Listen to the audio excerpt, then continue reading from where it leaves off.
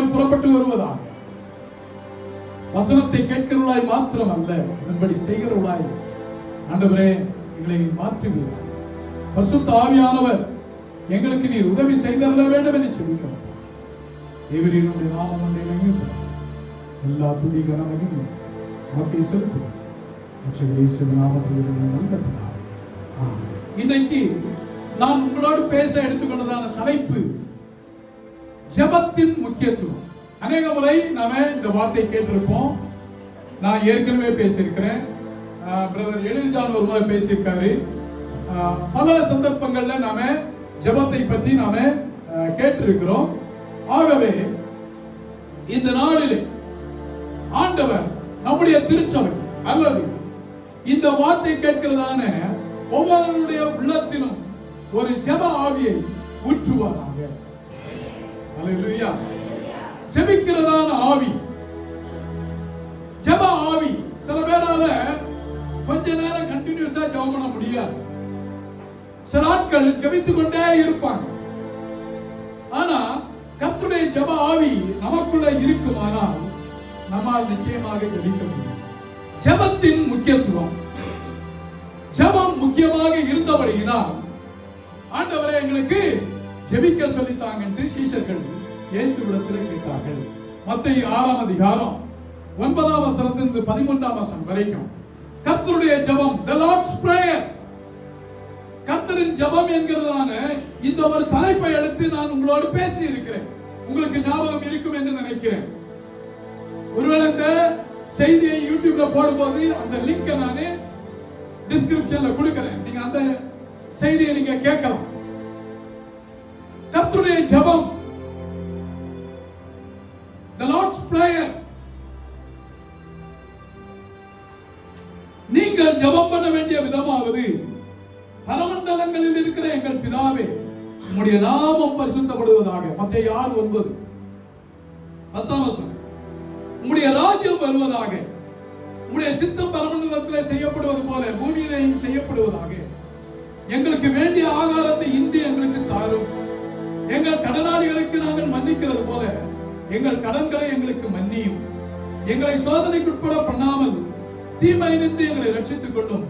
ராஜ்யம் வல்லமையும் மகிமையும் என்றென்றைக்கும் உம்முடையவைகளே, ஆமென். இது இயேசு தன்னுடைய சீஷர்களுக்கு சொல்லிக் கொடுத்ததான ஜெபம். இயேசு சீஷர்களை ஜெபிக்கிறதற்கு சொல்லிக் கொடுத்தார். அது ஓகே. இயேசு ஜெபிக்கணுமா? இயேசு ஜெபிக்க வேண்டிய கட்டாயம் இல்லை, அவசியம் இல்லை. ஆனால் இயேசு ஜெபித்தார். இயேசுவே ஜெபித்தார். ஆனால் நீங்களும் நானும் எவ்வளவு அதிகமாக ஜெபிக்கிறோம். ஹல்லேலூயா, ஹல்லேலூயா. கடவுள், தெய்வம், எல்லாவற்றையும் உண்டாக்கினவர், வார்த்தையினாலே எல்லாவற்றையும் உருவாக்கினவர். அவர் சொல்ல ஆகும், கட்டளையிட நிற்கும். கடலை பார்த்து இறையாது என்ன இறையாது. அவர் என்ன சொல்றாரு அப்படியே நடக்கும். அப்படிப்பட்ட தேவன் ஜெபித்தார்னா நீங்களும் நானும் ஜெபிக்க வேண்டியது எவ்வளவு முக்கியம் என்பதை நான் புரிந்து கொள்ளுங்கள். ஹல்லேலூயா, ஹல்லேலூயா. சொல்லுவாங்க, ஜெபம் இல்லாத வீடு கூரை இல்லாத வீடு அப்படின்னு சொல்லுவாங்க. ஜெபம் இல்லாத வீடு கூரை இல்லாத வீடு. யாரும் கூரை இல்லாத வீட்டுல இருக்கிறதே இல்லை. அது மழைக்காலமா இருந்தாலும் சரி, வெயில் காலமா இருந்தாலும் சரி, நல்ல சீதோஷ்ண நிலை இருந்தாலும் சரி, கூரை இல்லாத வீட்டில் யாரும் இருக்க விரும்புவதில்லை. அப்படி என்றால் ஜெபம் நமக்கு கூரையை போன்ற ஒரு பாதுகாப்பை கொடுக்கிறது. அல்லேலூயா. மத்தேயு 14ஆம் அதிகாரம் 23ஆம் வசனம் சொல்கிறது, இயேசு தனித்து ஜெபம் பண்ண மலையின் மேல் ஏறினார். நம்முடைய சபையை பார்த்து நான் கேட்கிறேன், நீங்க தனித்து எப்பொழுதெல்லாம் ஜெபிக்கிறீங்க? நீங்க பதில் சொல்லுங்க. உங்களுக்கு நீங்களே பதில் சொல்லிக் கொடுங்க. நீங்கள் தனித்து ஜெபிக்கிறதான அனுபவம் உங்களுக்கு உண்டா? இயேசு தனித்து ஜெபித்தார். அவர் மலையின் மீது ஏறி ஜெபித்தார். மார்க் 1:35 சொல்கிறது, இயேசு அதிகாலையில் இருட்டோட வனாந்தரமான ஒரு இடத்துக்கு சென்று ஜெபித்தார். அதிகாலையில் இருட்டோட காலையில் எழும்பி வனாந்திரமான ஒரு இடத்துக்கு சென்று, அதாவது எந்த டிஸ்டர்பன்ஸும் இல்லை, மலையின் மேல எந்த டிஸ்டர்பன்ஸும் இல்லை, வனாந்திரத்துல எந்த டிஸ்டர்பன்ஸும் இல்லை, எந்த தொந்தரவும் இல்லாமல் இயேசு ஜெபித்தார். ஏன்? கல்வாரி மலைக்கு போவதற்கு முன்பதாக கெத்செமனே தோட்டத்துல இயேசு சொல்றாரு, சீஷர்களை பார்த்து நீங்க ஜெபிங்கன்னு சொல்லிட்டு சற்று அப்புறம் தூரம் போய் இயேசு முழங்கால் படியிட்டு ஜெபித்தார். இயேசு ஜெபத்திற்கு முக்கியத்துவத்தை கொடுத்தார். இயேசுவை பின்பற்றுகிறதான நாம் ஜெபத்திற்கு முக்கியத்துவம் கொடுக்கிறோமா?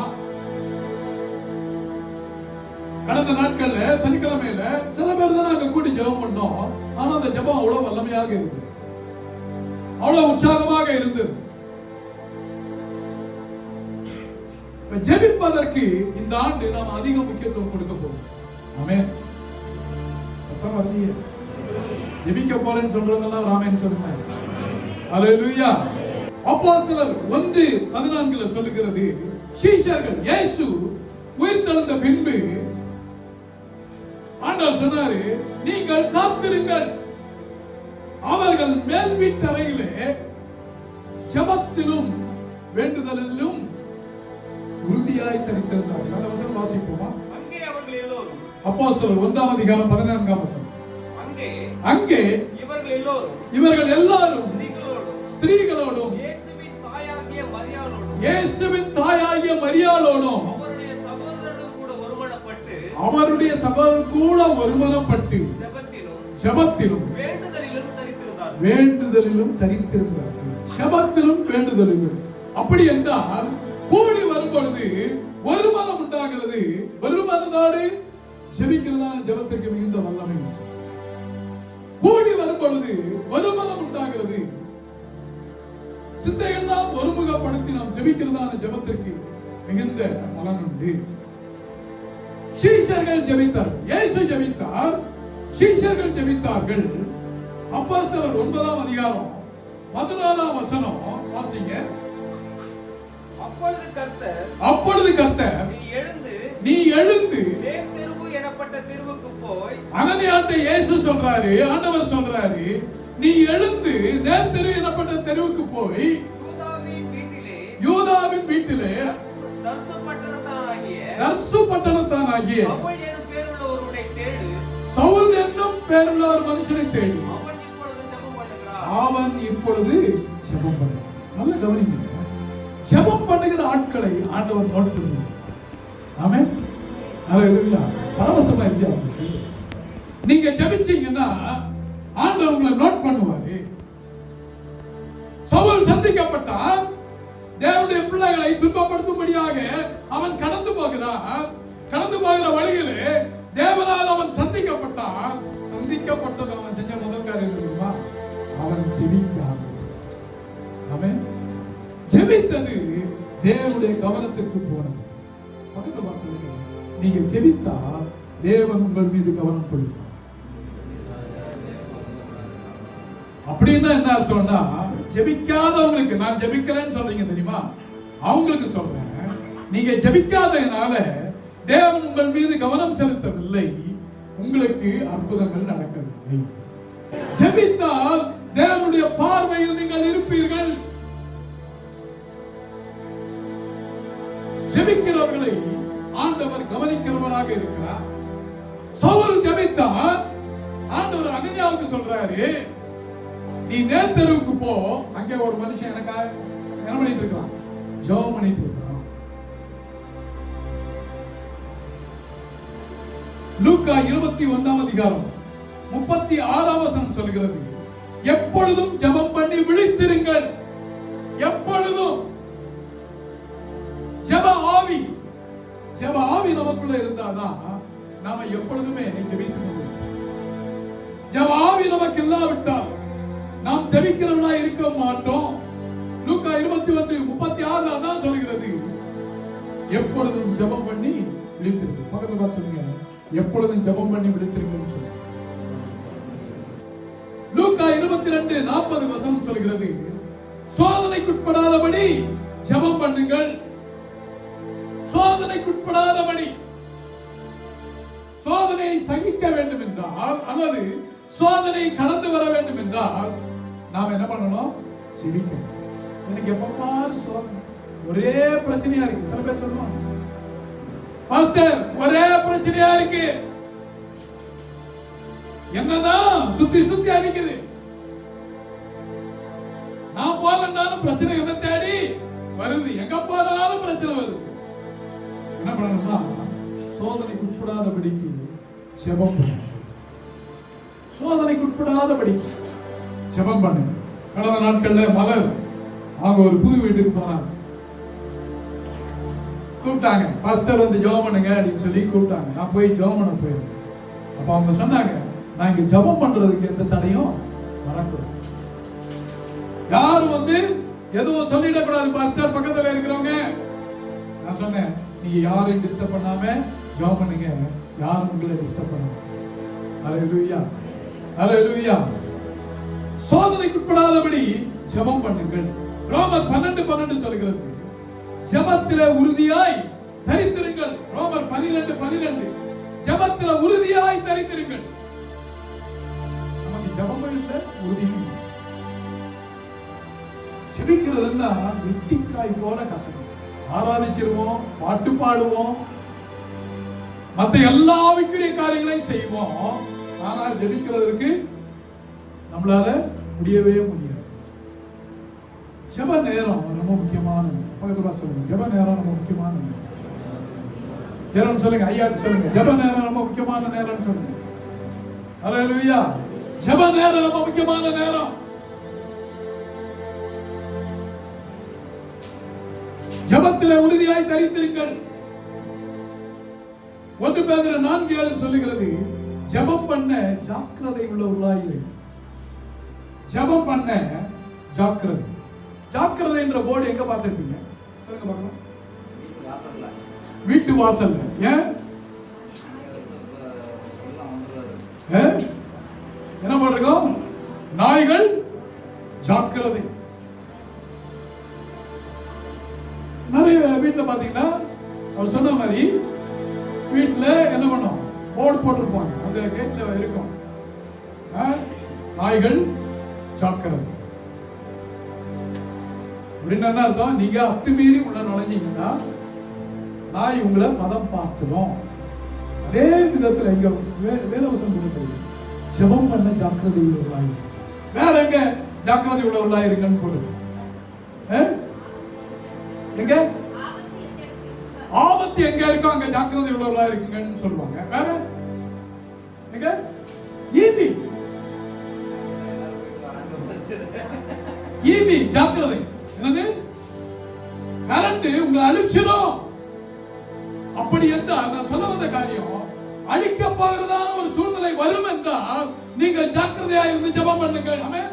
நம்மை அழிக்கிற காரியங்கள், நம்மை பயமுறுத்துகிற காரியங்கள், நம்மை கடிக்கிற காரியங்கள், நாய்கிட்ட போய் நம்மள பதறிடும். நான் பயப்படுற ஒரே ஆள் யாருன்னா நாய் தான். எனக்கு பிடிக்காத ஜீவராசியும் அதுதான்.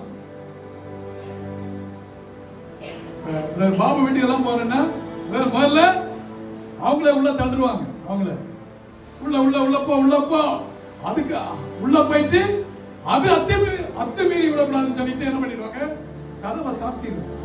நம்மை பாதிக்கிறதான காரியங்கள் வரும் என்றால் ஜெபம் பண்ணுவதற்கு ஜாக்கிரதை உள்ளவர்களாக. ஆமென். என்னென்ன காரியங்கள் நம்மை பாதித்துக் கொண்டிருக்கிறது? நீங்க சற்று உங்க குடும்பத்தில் யோசிச்சு பாருங்க. உங்க கணவன், உங்க மனைவி, உங்கள் பிள்ளைகள், உங்கள் உறவுகள், உங்க வேலை, உங்க வருமானம், வியாதி, வறுமை, போராட்டம், இப்படிப்பட்டதான காரியங்கள் இருக்கும் என்றால் நீங்கள் ஜாக்கிரதை உள்ளவராய் அதற்கு ஜெபம் பண்ணுங்கள். ஆமென். ஹல்லேலூயா. ரொம்ப முக்கியமான ஒரு டாபிக். சிந்தியுங்கள், ஜெபம் பண்ணுவதற்கு ஜாக்கிரதையாய் இருங்கள். இந்த மரம் இருக்கிறதான ஆளை பாத்தீங்கன்னா, மரம் வெட்டுற ஆளு என்ன பண்ணுவாங்கன்னா, என்ன வச்சிருப்பாங்க? வாள் வச்சிருப்பாங்க. மரம் வெட்டுறதுக்கு வாள் தேவை. ஆனா அந்த வாளை அவங்க மரம் வெட்டுறதுக்கு முன்னாடி என்ன பண்ணுவாங்க? எடுத்து ரம்பத்தை போட்டு அறத்தை போட்டு என்ன பண்ணுவாங்க? ஃபைட் பண்ணுவாங்க. எதற்கு? அந்த வாளை கூர்மையாக்குவார். வாளை கூர்மையாக்குகிறதான நேரம் மரம் வெட்டுபவருக்கு வீணான நேரம். ஆமென். அதை போல நீங்கள் ஜெபம் பண்ணுவதற்கு எடுத்துக்கொள்கிறதான நேரம் அது வீணான நேரம் அல்ல. பக்கத்துல பார்த்து சொல்லுங்க, ஜெபம் பண்றதுக்கு நேரம் எடுத்துக்கொள்ளுங்க. ஹல்லேலூயா. ரொம்ப முக்கியம். ஜெபம் பண்ணுவதற்கு நேரத்தை எடுத்துக்கொள்ளுங்கள்.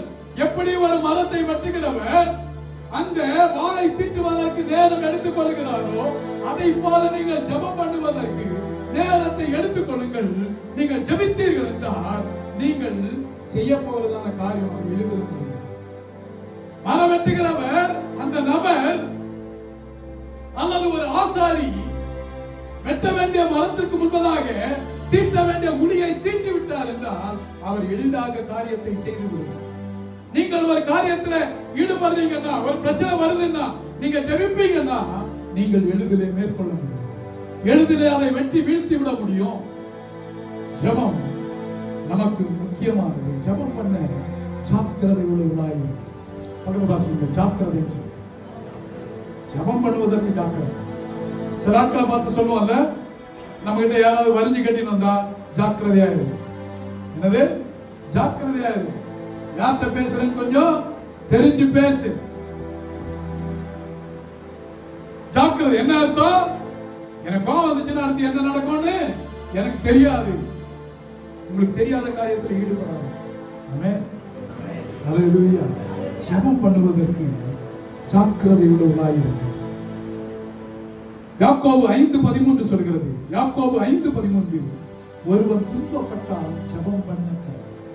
எத்தனை பேருக்கு இங்க துன்பம் இருக்கு?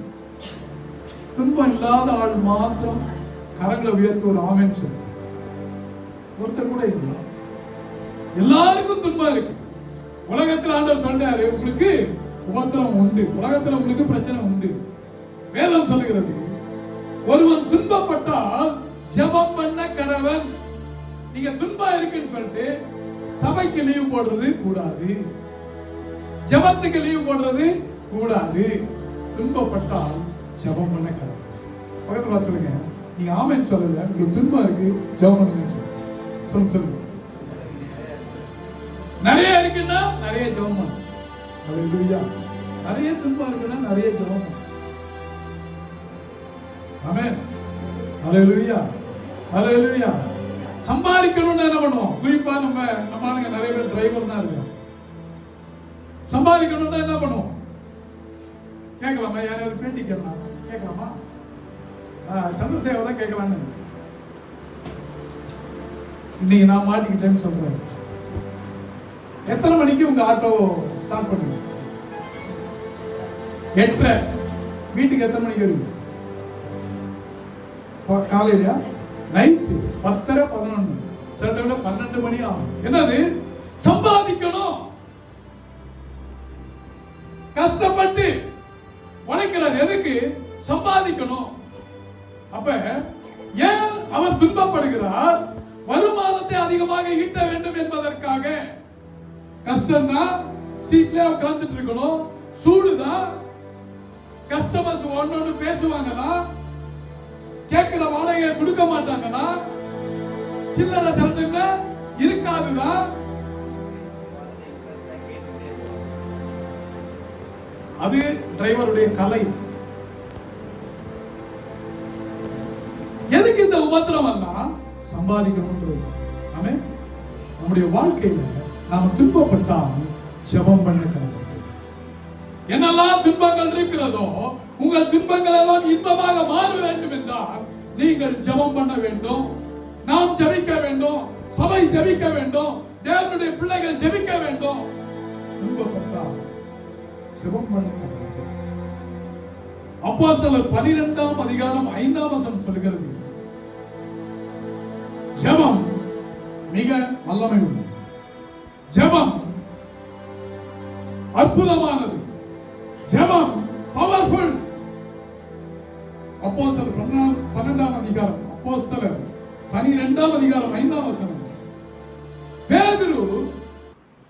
ஆண்டவரை பற்றி அறிவித்ததற்காக அவன் இப்ப என்ன பண்றான்?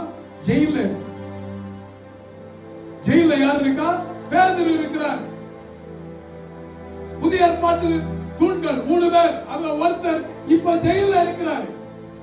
ஜெயில இருக்கிறது மாத்திரமல்ல, சங்கிலிகளால் கட்டப்பட்டு நடுராத்திரியில தூங்கிட்டு இருக்கிறாரு. பக்கத்துல ஒரு சேவகன், இந்த சைடு ஒரு சேவகன், அவங்களும் கையில விலங்கு மாட்டிட்டு படுத்திருக்காங்க. அப்படின்னா இந்த கையில விலங்கு, பக்கத்துல இருக்கிற சேவகன் கையிலையும் விலங்கு கனெக்டட், இந்த சைடும் கனெக்டட்.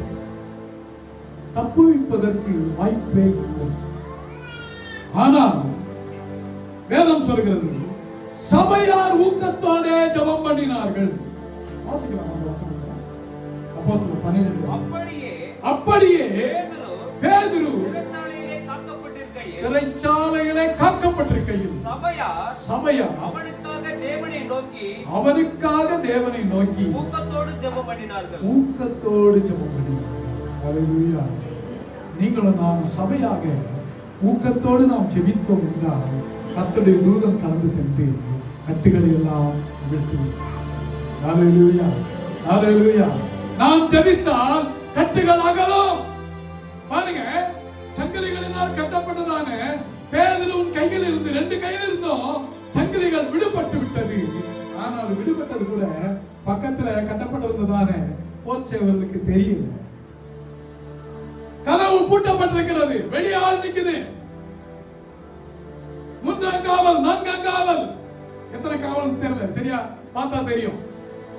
எல்லா காவலையும் கடந்து அவன் வெளியே வருகிற காரணம் என்ன? சபையார் ஊக்கத்தோடு ஜெபிப்பார்.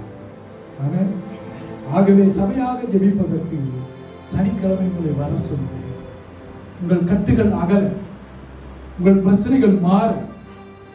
நீங்க எங்கிருந்து ஜெபம் பண்ணா ஊர்ல இருக்கிறவங்களுக்கு பிரச்சனை சரியாகும், ஊர்ல இருக்கிறவங்களுடைய கட்டுகள் அகன்று போயிடும். சபையார் ஊக்கத்தோடு ஜெபித்தார்கள், சிறைச்சாலையில் கட்டு அகன்று போனது. பேதுரு விடுவிக்கப்பட்டார். ஹல்லேலூயா. யாரு? தூதன் கடந்து. அப்போஸ்தலர் 11ஆம் அதிகாரம் 25ஆம் வசனம். நடுராத்திரியிலே பவுலும் சீலாவும் ஜெபம் பண்ணி, என்னது, அவனை அடிச்சு, பவுலையும் சீலாவையும் அடித்து தொழுமரத்திலே மாட்டி வைத்தார்கள்.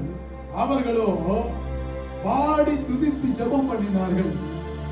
எல்லாருடைய கட்டுகளும் கலந்து போய், அவங்க கட்டுகள் மாத்திரம் அல்ல, அவங்களை சார்ந்த அந்த ஜெயில யாரெல்லாம் இருந்தார்களோ எல்லாருடைய கட்டுகளும் கலந்து போய்விட்டது. காரணம் என்ன தெரியுமா? ஜெபம். ஹல்லேலூயா, ஹல்லேலூயா. ஜெபம். நாம் ஜெபித்தால் நம்மோடு இருக்கிறவருடைய கட்டுகள் அகலும். நீங்க இருக்கிற இடத்துல யாரெல்லாம் கட்டப்பட்டிருக்கிறார்களோ அவருடைய கட்டுகள் எல்லாம் அகன்று போய்விடும். எப்பொழுது? ஜெபிக்கும். ஜெபம் ரொம்ப முக்கியம். அப்போஸ்தலர் 10ஆம் அதிகாரம் 2ஆம் வசனம். கொர்நேலியு எப்பொழுதும் தேவனை நோக்கி ஜெபம் பண்ணி, கொர்நேலியு என்கிறதான நூற்றுக்கு அதிபதி எப்பொழுதும் தேவனை நோக்கி ஜெபம் பண்ணி, 4ஆம் வசனம் சொல்கிறது, உன் ஜெபங்களும் தான தர்மங்களும் தேவனுக்கு நினைப்பூட்டுதலாக அமையும். ஹல்லேலூயா. தேவனுக்கு நினைப்பூட்டு, ஆண்டவருக்கு நினைப்பூட்டணுமா? வேதம் சொல்கிறது, சங்கீதம் 139:4 சொல்கிறது, உன் நாவில் சொல் பிரவாதருக்கு முன்னமே நான் அறிந்திருக்கிறேன். எல்லாவற்றையும் அறிந்தவர் தான். ஆனா நீங்க ஜெபித்தால் தேவனுக்கு நினைப்பூட்டுகிறீர்கள். ஹல்லேலூயா. தேவனுக்கு நினைப்பூட்டுகிறீர்கள். சவுல் ஜெபித்தான், அனனியாட்ட ஆண்டவர் பேசினாரு, ஜெபம் எனது தேவனுக்கு நினைப்பூட்டுதலாக அமையும். கொர்நேலியு ஜெபித்தான், தேவனுக்கு நினைப்பூட்டுதலாக அமைந்தது. பேதுருட்ட ஆண்டவர் போய் பேசுறாரு, மனுஷன் ஒருவங்க எழுப்பி போ, கூடும்போது போ. ஜெபம் மற்றவர்களுடைய ஆசை. ஜெபம் உங்களுக்கு விடுதலை கொண்டு வரும். அப்போஸ்தலர் 10ஆம் அதிகாரம் 9ஆம் வசனம் சொல்கிறது, பேதுரு 6ஆம் மணி நேரத்துல ஜெபிப்பதற்கு அங்க மேல் வீட்டில ஏறினான். அப்பொழுது தேவன் தரிசனம் கொடுக்கிறார். என்னது? யாரை தீட்டாக நினைக்காது. ஜெபம் நம்மை மாற்றும். ஜெபம் நல்ல கண்ணோட்டத்தை கொண்டு வரும். யூதர்கள் மற்றவர்களோடு சம்பந்தம் கலவாதவர்கள், மற்றவர்களை கண்டுக்க மாட்டாங்க, மற்றவர்களை தீட்டாக எண்ணுபவர்கள். ஜெபம் நம்முடைய எண்ணத்தை மாற்றும். ஜெபம் நம்முடைய சிந்தையை. ஆமென். அல்லேலூயா. மற்றவர்களை பற்றிதான தவறான எண்ணம் நமக்கு இருக்குமானால் ஜெபம் அதை மாற்றி. பேதுரு கடந்து போறாரு. அங்க என்ன நடந்ததுன்னு தெரியும் நமக்கு. எல்லாரும் அபிஷேகம் பெற்றார்கள். வந்தவர்கள் எல்லாரும் அபிஷேகம் பெற்றார்கள். அவர்கள் ஞானஸ்நானம் எடுத்துக்கொண்டார்கள். ஜெபம் தவறான எண்ணத்தை மாற்றிவிடும், தவறான சிந்தையை மாற்றிவிடும். உங்க சிந்தையில தவறான எண்ணம் இருக்குமானால் மற்றவர்களை பற்றி, யாரை பற்றியாவது தவறான எண்ணம் இருக்கும் என்றால் நீங்கள் ஜெபிப்பதற்கு கடந்து செல்லுங்கள். உங்கள் தவறான எண்ணம் மாறும். அல்லேலூயா. அல்லேலூயா. உள்ள தவறானவர்களாகவே இருக்கட்டுமே, உங்க எண்ணம் மாறுங்க. ஆமென். நம்முடைய எண்ணம் மாறும் அல்லவா? 1 ராஜாக்கள் 18ஆம் அதிகாரம் 42ஆம் வசனத்திலிருந்து 45ஆம் வசனம் வரைக்கும் நீங்க அப்புறமா வாசிச்சு பாருங்க. எலியா எப்படி தெரியுமா ஜெபித்தான்? தன் தலை முழங்காலில் படும்படியாக குனிந்து ஜெபித்தான். 7 முறை ஜெபிக்கிறான். வேலைக்காரன் கூப்பிட்டு, போய் பார், சமுத்திரத்துல போய் பார், ஏதாவது தெரியுதா? மேகம் வருதா? மழை பெய்ய போகுது. மழை பெய்வதற்காக அவன் ஜெபிக்கிறான். தன்னை கருத்தாக ஜெபித்தான்.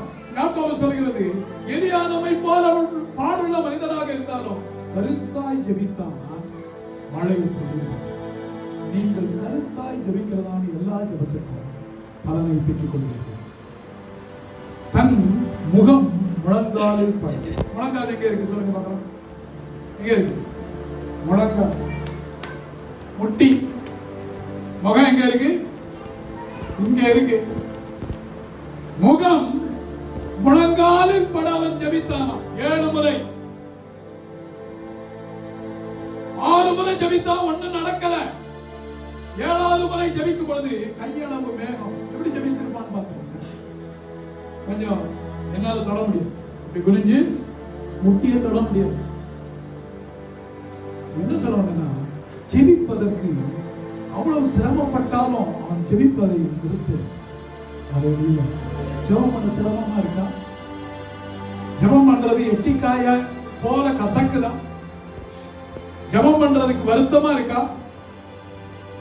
ஜெபம் பண்ண மறவாது. அல்லேலூயா. அல்லேலூயா. ஒரு முக்கியமான ஒரு காரியத்தை சொல்லி நான் முடிச்சேன். ஆவியினால ஜெபித்தல்.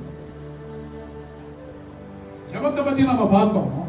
அந்த ஜெபத்துல ஒரு விதமான ஜெபம் என்னது தெரியுமா?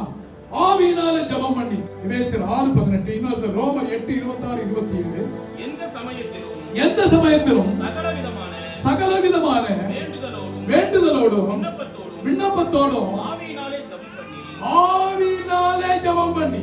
அப்படின்னா என்ன அர்த்தம்னா, இப்ப பிரதர் எலிஜான் இருக்கிறாருன்னா, இவருக்காக நான் ஜெபிக்கணும்னு எனக்கு தோணுதுன்னா, சபையில நாங்க சாட்டர்டே அப்படிதான் ஜெபம் பண்ணிட்டு இருக்கோம் 2-3 வாரமா. என்னது, இவருடைய பிரச்சனை எனக்கு என்னன்னு தெரியாது, உங்களுடைய பிரச்சனை என்னன்னு தெரியாது. சபையில இருக்கிற எல்லா மக்களுக்காக நாங்கள் ஜெபித்தோம். உங்க பிரச்சனை என்னன்னு தெரியாது, ஆனா ஆவியில நிறைந்திருக்கிறோம். அல்லேலூயா. வேதம் சொல்கிறது, ரோமர் 8ஆம் அதிகாரம் 26, 27 வசனம் சொல்லுது, அந்தபடியே ஆவியானவரும் நம்முடைய பலவீனங்களில் நமக்கு உதவி செய்கிறார். நாம் ஏற்றபடி வேண்டிக் கொள்ள வேண்டியது இன்னதென்று அறியாமல் இருக்கிறபடி. அதாவது இவருடைய ஜெபம் என்ன ஜெபிக்கணும்னு எனக்கு தெரியாம இருக்கிறேன். ஆவியானவர் தாமே வாக்கு கடங்காத பெருமூச்சுகளோடு நமக்காக வேண்டுதல் செய்கிறார். அல்லேலூயா. அல்லேலூயா. நாங்க ஜெபம் பண்ணோம். பிரதர் செல்வம் போடு, ஒரு அந்நிய பாஷை போடு. ஆவியில நிறைஞ்சு நாங்க ஜெபம் பண்ணோம். ஒவ்வொருத்தர் பேரை சொல்லி ஜெபம் பண்ணோம். இங்க இருக்கிற எல்லா மக்களுக்காக நாங்க ஜெபம் பண்ணோம். நீங்க ஜெபத்துக்கு வந்தாலும் வராவிட்டாலும் எல்லாருடைய பெயர்களையும் சொல்லி நாங்க ஜெபம் பண்ணோம். ஆவியில ஜெபம் பண்ண காரணம் என்ன? ஆவியானவர் வாக்கு கடங்காத பெருமூச்சுகளோடு நமக்காக வேண்டுதல் செய்யும். ஹல்லேலூயா, ஹல்லேலூயா. ஒருவேளை ஜெபம் விண்ணப்பம் தெரிய வேணாம், பரவாயில்ல. ஆவியானவர் எல்லாவற்றையும் அறிந்திருக்கிறார். ஹல்லேலூயா. யூதா 20ஆம் வசனம் சொல்கிறது, பரிசுத்த ஆவிக்குள் ஜெபம் பண்ணி, பரிசுத்த ஆவியினால நிறைந்து ஜெபம் பண்ணி. தினந்தோறும் நீங்க பரிசுத்த ஆவியில நிறைஞ்சு ஜெபம் பண்ணி பாருங்க. எந்த காத்து கருப்பு எதுவும் வராது, எதுவும் உங்களை அமுக்காது. சில பேர் சொல்ற கருப்பா ஒரு உருவம் வந்துச்சு பாஸ்டர், கருப்பான வரட்டும் வெள்ளையாவது வரட்டும். கருப்புனா உடனே என்ன நினைச்சிடறோம்? பிசாசு நினைச்சிடறோம். பிசாசு சந்தம்ல ஒளியின் தூதன் வேஷமும் தரித்துக்கணும். அப்படின்னா பிரகாசமாகவும் இருப்பான், பார்க்கிறதுக்கு நல்லாவும் இருப்பான். ஆவியில நிறைந்து நாம் ஜெபிப்போம். 2 தீமோத்தேயு 1:7 தேவன் நமக்கு பயமுள்ள ஆவியை கொடுப்பார், பலமும் அன்பும் தெளிந்த புத்தியுள்ள ஆவியை கொடுப்பார். ஹல்லேலூயா. தேவன் நமக்கு பயமுள்ள ஆவியை கொடுப்பார், பலமும் அன்பும் தெளிந்த புத்தியுள்ள ஆவியை கொடுப்பார். இயேசு ஜெபித்தார், சீஷர்கள் ஜெபித்தார்கள், பவுல் ஜெபித்தார், சபையார் ஜெபித்தார்கள், கொர்நேலியு ஜெபித்தார், சவுல் ஜெபித்தார், எலியா ஜெபித்தார். நீங்களும் நான் என்ன செய்வோம்? நாம் ஜெபிக்க போறோம். ஆவியில நிறைஞ்சு ஜெபம் போறோம். ஆவியில நிறைஞ்சு வீட்டில் இருக்கும்போது தனிமை அந்நிய பாஷைகள் பேசி ஆவியில நிறைந்து உங்க பிரச்சனைகளை நீங்க ஒருவேளை சொல்லலாம், பிரச்சனைகளை அப்படியே கண் முன்னாடி கொண்டு வந்து போடுங்க. ஒரு அபிஷேகத்துல நிரம்பு, அபிஷேகம் முகங்களை முடித்து. ஹல்லேலூயா, ஹல்லேலூயா. சபையாக ஜெபிக்க கடந்து வாங்க.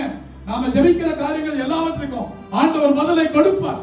நீங்க நாடு இறுதியில சாட்சி சொல்லுவீங்க. சனிக்கிழமை ஜெபம் நமக்கு முக்கியம். ஹல்லேலூயா. ஏன் இந்த செய்தி தெரியுமா? நீங்க எல்லாரும் ஜெபிக்க வரணும், நீங்க எல்லாம் ஆசீர்வாதம் பெறணும், நீங்க எல்லாரும் நன்மை பெறணும், நீங்க எல்லாரும் விடுதலை பெறணும்ன்றதுக்காக. 1.5 மணி நேரம் தான். 10:30 மணிக்கு ஆரம்பிச்சு 12 மணிக்கு நான் சரியா முடிச்சேன்.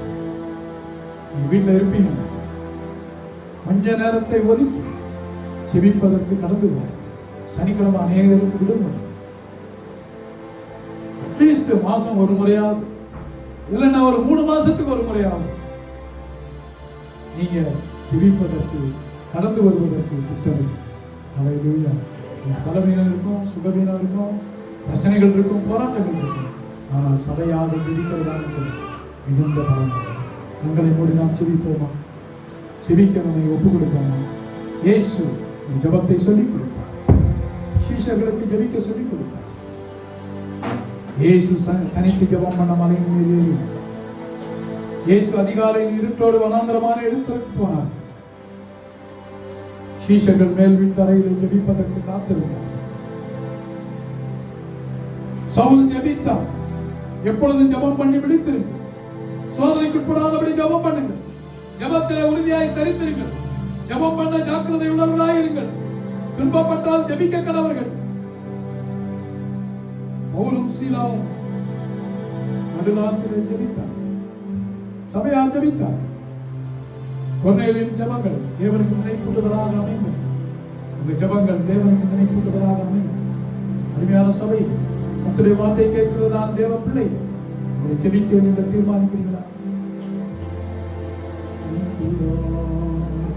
ஜெபத்தை கேட்கும் எங்கள் தேவா, ஜெபத்தின் வாஞ்சை தந்தருளும், ஜெபத்திலே காரித்திருந்து,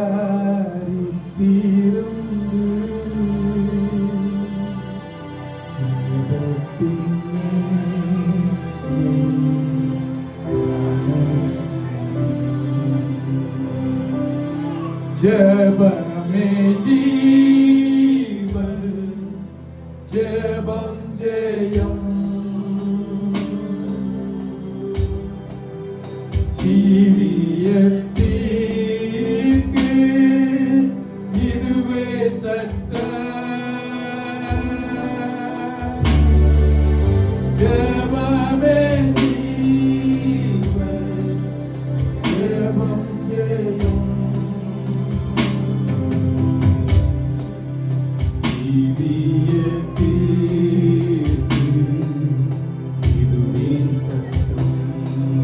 மீண்டும் இந்த பல்லவியை நான் பாட போகிறேன்.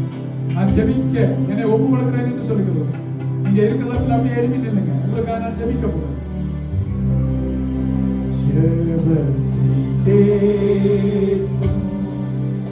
எங்கள் தேவா,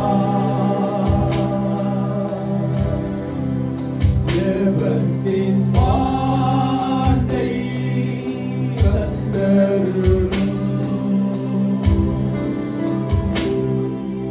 ஜெபத்திலே கரிந்திருந்து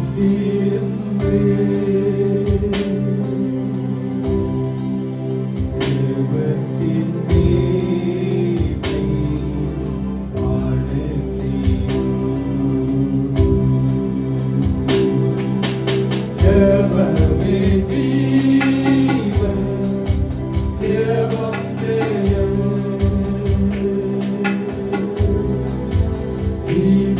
ஜீவியத்திற்கு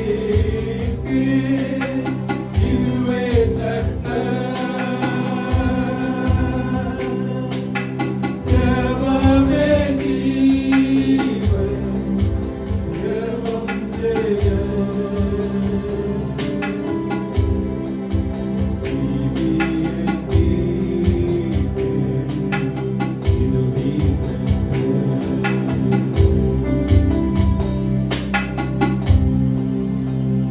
ஆண்டவரே, ஜெபத்தின் முக்கியத்துவத்தை பற்றி நாங்கள் இன்று தியானித்தோம். ஜெபம் எவ்வளவு முக்கியம் என்பதை நாம் அறிந்தோம். ஆவியானவர் எங்களோடு நல்ல தெளிவாக பேசி எழுப்பி ஒப்புக் கொடுக்கிறதான நம்முடைய பிள்ளைகளை எல்லாருக்குள்ள இந்த ஜெபாவியை கர்த்தர் ஊற்றினார்.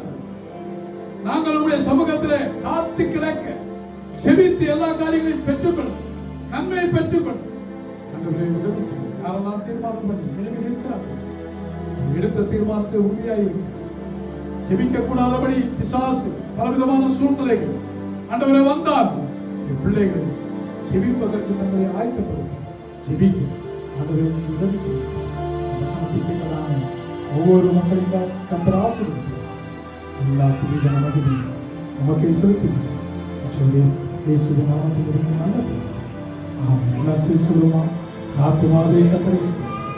எங்களுடைய மேலிருந்த ஞானத்தை ஸ்தோத்திரம். ஆத்துமாவே கர்த்தரை ஸ்தோத்திரம். கர்த்தர் செய்த சகல உபகாரங்கள் மறவாதே. ஆமென். நம்முடைய கர்த்தராகிய இயேசு கிறிஸ்துவின் கிருபை, பிதாவாகிய தேவனுடைய அன்பு, பரிசுத்த ஆவியானவருடைய ஐக்கியம் உள்ளது. இப்பொழுது எப்பொழுது கர்த்தருடைய வருகை மட்டும் சதா காலம் நிலைத்திருப்பதாக. ஜெபமே ஜீவன், ஜெபம் ஜெயம்.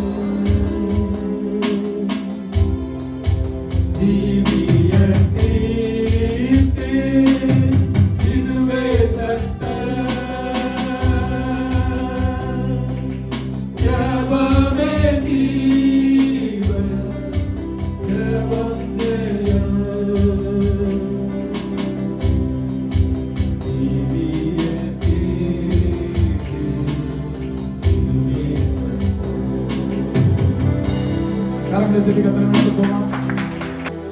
நான் விசுவாசிக்கிறேன் இந்த செய்தி அநேகர் தொற்றிருக்கும்.